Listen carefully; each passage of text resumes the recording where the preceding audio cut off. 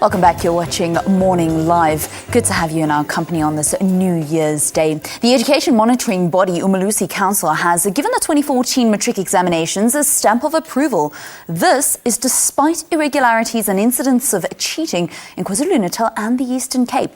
More than 500,000 full-time learners and over 1,000 part-time candidates wrote the national examinations. Now, for more information, we're joined by Professor John Volmink, the Umalusi Council's chair, from our Cape Town studios. Welcome to Morning Live and a Happy New Year to you, Professor. Good morning, Valen, and Happy New Year to you too, and all the viewers. Thank you so much. Let us start with the cheating, because this is, of course, something that surprised so many people, these incidences of cheating. Explain to us how you guys noted and found out that there had been incidences of cheating in KwaZulu-Natal and the Eastern Cape. Yeah, Valen, we, as a Quality Assurance Council, before we can approve the results, we have to satisfy ourselves that nothing has compromised the integrity or the credibility of the examination. And so there should be no irregularities on a systemic basis.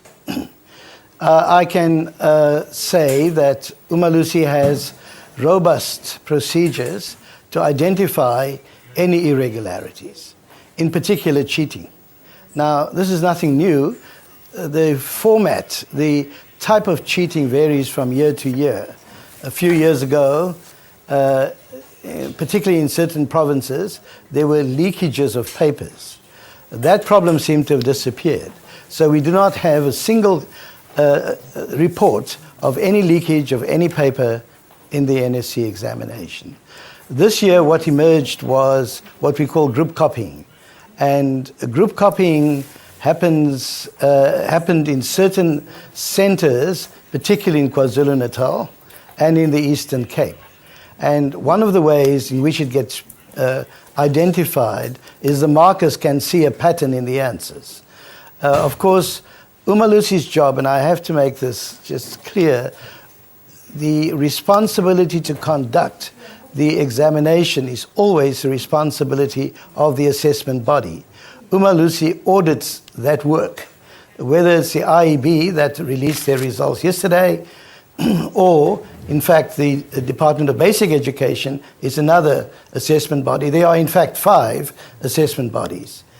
So we audit the marking, we audit everything, and we also found through that auditing process that there was something irregular about some of the answers. So what exactly now will happen to those students and those that were supposed to be invigilating these examinations? What will be happening to these students? Yeah, it's my view that these things can't happen unless there's collusion. This is not an individual act of dishonesty. It is symptomatic of collusion between supervisors and the candidates. It's our view that both should be held accountable. The learners, of course, will be paying a price because Umalusi is not able to release the results of those centers, of the affected centers or the implicated centers.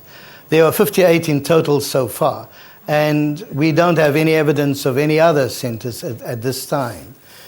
So unfortunately, the candidates that wrote the examination at these particular centers will not be receiving their results when the rest of the results are being announced on Tuesday.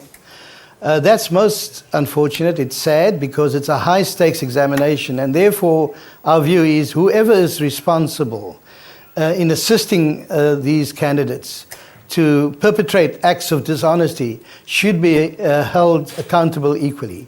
And so we have chief invigilators, and we have whoever's responsible for the conduct of the examination at those centers.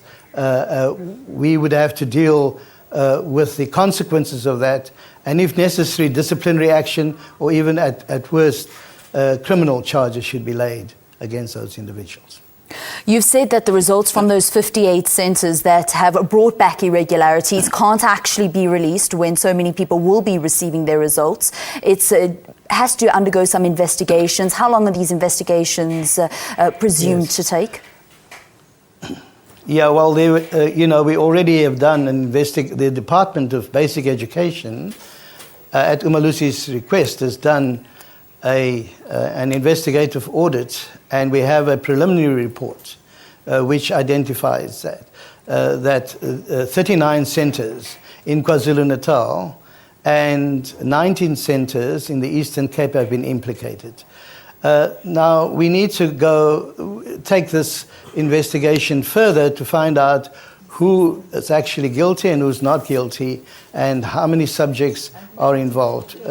We've done 2 subjects at most of those centres, and that is sufficient to set off the alarm bells. But of course, at some centres we've done more than that. So the investigation will go deep into the situation in each centre and report back to Umalusi and say this is what we have found. This could take 2 months. It is the expectation that by the end of February these things will be completed. Now, Umalusi have been called for more information regarding this cheating. What are the restrictions and the rules governing the access to the information of the investigations that you've done? Yeah, Umalusi never has an agenda of concealing everything. It's our job. We are a watchdog, we're not a lapdog. And a watchdog needs to raise the alarm when there's a need to raise the alarm.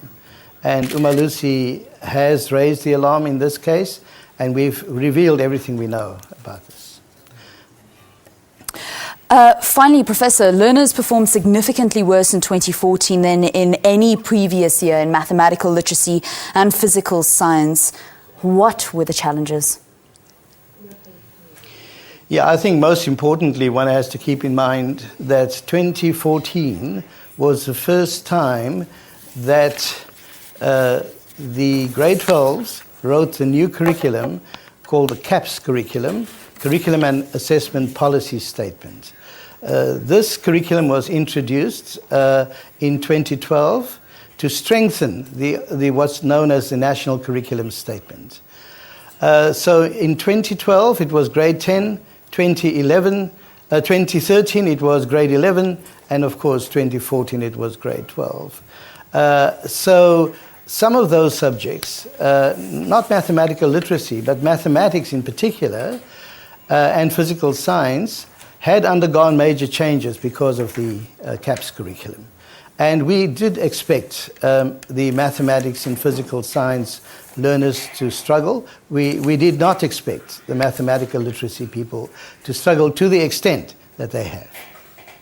All right, thank you so much. Unfortunately, that's all we've got time for, Professor.